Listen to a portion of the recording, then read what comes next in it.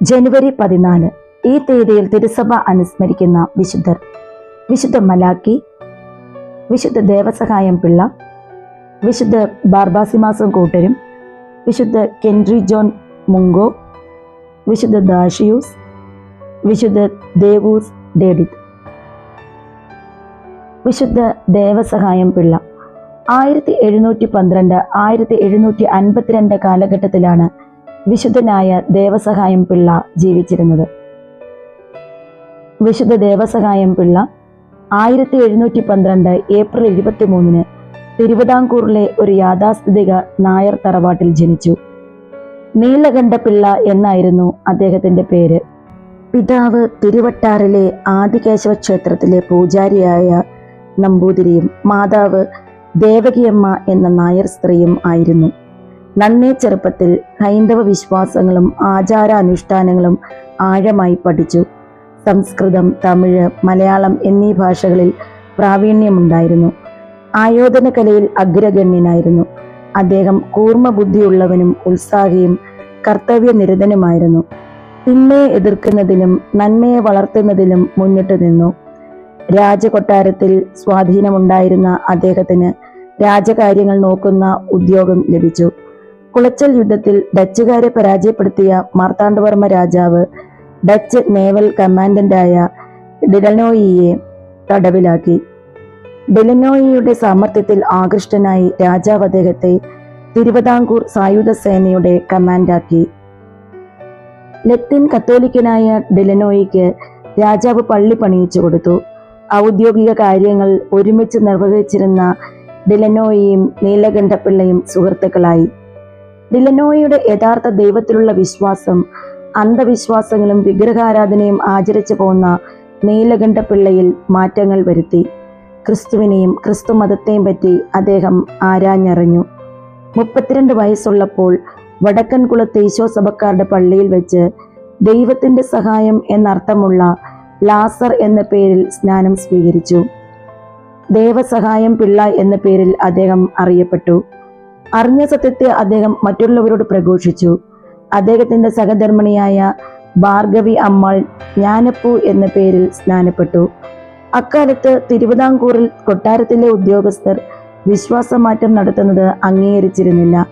തിരുവിതാംകൂറിന്റെ പ്രതികാര നടപടികൾ ഭയന്ന് അവർ അവിടം വിട്ട് താമസിച്ചു. ദേവസഹായം പിള്ളയുടെ അടുത്ത ബന്ധുക്കളിൽ ചിലരും പിന്നീട് ക്രൈസ്തവ വിശ്വാസികളായി മാറി. യാഥാസ്ഥിതികരായ പ്രഭുക്കന്മാർ വിശ്വാസം ത്യജിക്കാൻ ദേവസഹായം പിള്ളയെ നിരന്തരം നിർബന്ധിച്ചുകൊണ്ടിരുന്നു. വിശ്വാസത്യാഗത്തിനായി വാഗ്ദാനം ചെയ്യപ്പെട്ട സമ്പത്തും സ്ഥാനമാനങ്ങളും യശസ്സുമെല്ലാം അദ്ദേഹം നിരസിച്ചു. വിശ്വാസത്തെ പ്രതി പോരാട്ടം നടത്തിയ അദ്ദേഹത്തെ തടവിലാക്കി കഠിനമായി 3 വർഷം ശാരീരികമായും മാനസികമായും പീഡിപ്പിച്ചു. വിശ്വാസത്തിൽ നിന്ന് അദ്ദേഹത്തെ പിന്തിരിപ്പിക്കുക സാധ്യമല്ലെന്ന് മനസ്സിലാക്കി തിരുവിതാംകൂറിലെ അന്നത്തെ മുഖ്യ ബ്രാഹ്മണ പുരോഹിതനും ഫ്യൂഡൽ പ്രഭുക്കളും രാജകുടുംബാംഗങ്ങളും നായർ സമുദായവും ദേവസഹായം പിള്ളയ്ക്കെതിരായി വധശിക്ഷ നൽകുക എന്ന ലക്ഷ്യത്തോടെ രാജ്യദ്രോഹ കുറ്റം കെട്ടിച്ചമച്ചു. ശത്രുക്കൾക്ക് രാജ്യത്തിന്റെ രഹസ്യം ചോർത്തിക്കൊടുത്തുവെന്ന് കളവായി ആരോപിച്ചു. ദിനംതോറും 80 പ്രാവശ്യം ചാട്ടവാർ കൊണ്ടടിക്കുകയും മുറിവുകളിലും നാസാരന്ധ്രങ്ങളിലും കുരുമുളക് പൊടി തേച്ച് അദ്ദേഹത്തെ വെയിലത്ത് നിർത്തുകയും മലിനജലം കുടിപ്പിക്കുകയും ചെയ്യുമായിരുന്നു. അരുൾവായ്മൊഴിയിലെ വനത്തിൽ അദ്ദേഹത്തെ ബന്ധനസ്ഥനാക്കി. അവിടെ വെച്ച് അദ്ദേഹം കഠിന തപസ്സിലും നീണ്ട ധ്യാനങ്ങളിലും ഏർപ്പെട്ടു. സമീപ ഗ്രാമങ്ങളിൽ നിന്ന് ജനങ്ങൾ അദ്ദേഹത്തെ സന്ദർശിച്ചു. തുടർന്ന് വധശിക്ഷ നടപ്പാക്കുന്നതിനായി കൊണ്ടുപോകവേ പുലിയൂർക്കുറിച്ചി എന്ന സ്ഥലത്ത് വെച്ച് അദ്ദേഹം കൈമുട്ടുകൊണ്ടടിച്ചപ്പോൾ പാറയിൽ ഉറവ പൊട്ടി ദാഹജലം ഒഴുകി. 5 വട്ടം വെടിയുതിർത്തുവെങ്കിലും മരണം സംഭവിച്ചില്ല. അദ്ദേഹം തോക്ക് വാങ്ങി പ്രാർത്ഥിച്ചതിന് ശേഷം തിരികെ നൽകി. 1752 ജനുവരി 14 അരുൾവായ് മൊഴിയിലെ കാറ്റാടി മലയിൽ വെച്ച് പട്ടാളക്കാരുടെ വെടിയേറ്റ് ദേവസഹായം പിള്ള ധീരരക്തസാക്ഷിത്വം വരിച്ചു. ഡിലനോയിൽ നിന്നും ജോബിന്റെ സഹനത്തെപ്പറ്റി കേട്ടിട്ടുണ്ടായിരുന്നതുകൊണ്ട് പീഡനങ്ങളിൽ രക്തസാക്ഷിത്വം പിടിച്ചു നിൽക്കുവാൻ അദ്ദേഹത്തിന് സഹായകമായി. 7 വർഷം നീണ്ട ക്രൈസ്തവ ജീവിതത്തിലെ ഓരോ ദിവസവും കത്തോലിക്ക വിശ്വാസത്തിലേക്കുള്ള കൃപ നൽകിയ ദൈവത്തെ അദ്ദേഹം കണ്ണുനീരോടുകൂടി സ്തുതിക്കുമായിരുന്നു.